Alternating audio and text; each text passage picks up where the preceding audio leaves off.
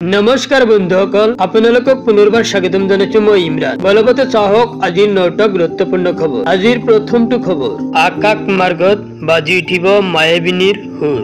Indian এয়াৰফোৰ্সৰ বিশেষ অনুষ্ঠানত বাজি উঠিব মায়াবিনী ঈশ্বৰ পুত্ৰক শ্ৰদ্ধাঞ্জলি 9 নৱেম্বৰত আকাশ মাৰ্গৰ পৰা হ'ব পুষ্প বৃষ্টি ফাইলত বন্দী হল সিদ্ধাৰ্থৰ কুকাৰ্য সিদ্ধাৰ্থ শৰ্মাৰ ঘৰত উদ্ধাৰ হোৱা এটা ফাইলৰ ৰহস্য ফাদিল হৈছে এছআইটিৰ দীৰ্ঘ তদন্তত পোহৰলৈ আহিছে এক বিস্ফোৰক তথ্য জুবিন গাৰ্গে চিকিৎসা প্ৰদান কৰা ৰোগীৰ ধন লুটিছিল সিদ্ধাৰ্থ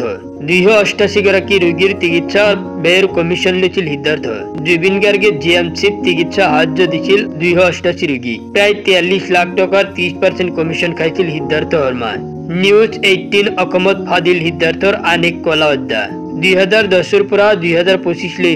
ৰোগীক চিকিৎসা কৰাইছিল জুবিনে ৰোগীৰ পৰা প্ৰায় 13.50 লাখ টকা চুৰি কৰিছিল সিদ্ধাৰ্থ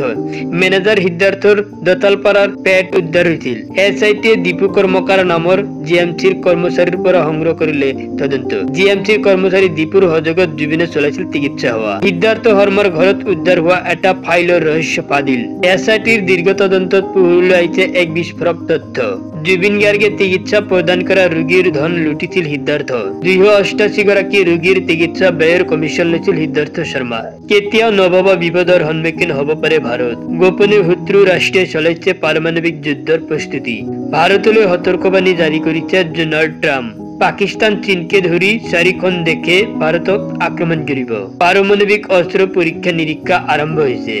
ৰাছিয়া উত্তৰ কোৰিয়ায়ো সম্পন্ন কৰিছে পাৰমাণৱিক অস্ত্ৰৰ পৰীক্ষা পাৰমাণৱিক যুদ্ধৰ প্ৰস্তুতি চলাইছে পাকিস্তানে ভাৰত পাকিস্তানৰ মাজত বাঢ়ি আহিছিল পাৰমাণৱিক যুদ্ধৰ সম্ভাৱনা বন্ধুসকল আপোনালোক যদি ভিডিওটো তেতিয়ালৈকে লাইক কৰা প্লিজ এটা লাইক কৰি দিয়ক আৰু এনেকুৱা ধৰণৰ নতুন নতুন ভিডিও সদায় পাই থাকিব চেনেলটো সাবস্ক্ৰাইব কৰি কাষত থকা বেল আইকনটোত অল প্ৰেছ কৰি ৰাখক পৰৱৰ্তী খবৰ পুনৰ ভয়ংকৰ যুদ্ধৰ দিকে ভাৰত পাকিস্তান একেটা সময়তে একেটা স্থানতে ভাৰত পাকিস্তানৰ যুদ্ধবাক বলপূৰ্বকভাৱে পাকিস্তানে চলাইছে যুদ্ধবাকে হ'ব পাৰে দুই শত্ৰু ৰাষ্ট্ৰীয় যুদ্ধৰ আৰম্ভণি পাছে ঘটনা কি খবৰ কি জানো আহক ত্ৰিশূল নামেৰে এক যুদ্ধ অভ্যাস আৰম্ভ কৰিছে ভাৰত মহাসাগৰত সেই একেটা স্থানত যুদ্ধবাক আৰম্ভ কৰিছে পাকিস্তানী সেনায়ো 30 অক্টোবৰৰ পৰা 11 নৱেম্বৰলৈ ভাৰতীয় সেনাই আৰম্ভ কৰিছে যুদ্ধবাক গুৱাহাটীৰ আজানপীৰ মক্তব আৰু মছজিদত চলিব উচ্ছেদ 2 নৱেম্বৰৰ পৰা 5 নৱেম্বৰলৈ যুদ্ধবাক আৰম্ভ কৰিছে পাকিস্তান জলসীমাৰ এক্সক্লুসিভ ইকনমিক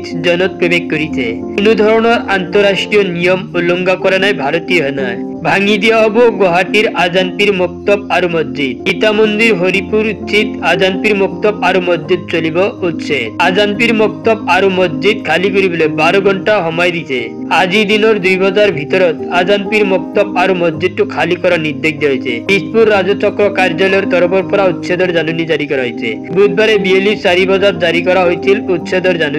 উচ্ছেদৰ জাননী লাভৰ পিছতে ইছলাম ধৰ্মী লোকৰ মাজত হাহাকাৰ মছজিদটো উচ্ছেদ নকৰিবলৈ মুখ্যমন্ত্ৰীক দাবী অঞ্চলটোৰ ৰাইজৰ 1984 চনত স্থাপন হৈছিল আজানপীৰ মক্তব আৰু মছজিদ পৰৱৰ্তী খবৰ মই মুছলমান মই গণতান্ত্ৰিক সমাজবাদী বিগত 100 বছৰৰ ভিতৰত নিউয়ৰ্ক চিটিৰ আটাইতকৈ কম বয়সীয় মেয়ৰ ভাৰতীয় মূলৰ প্ৰথমগৰাকী মেয়ৰ নিউয়ৰ্ক চিটিৰ প্ৰথমগৰাকী মুছলমান মেয়ৰ আপোনালোকৰ সন্মুখত থিয় হৈ মই জৱাহৰলাল নেহৰুৰ কথাবোৰ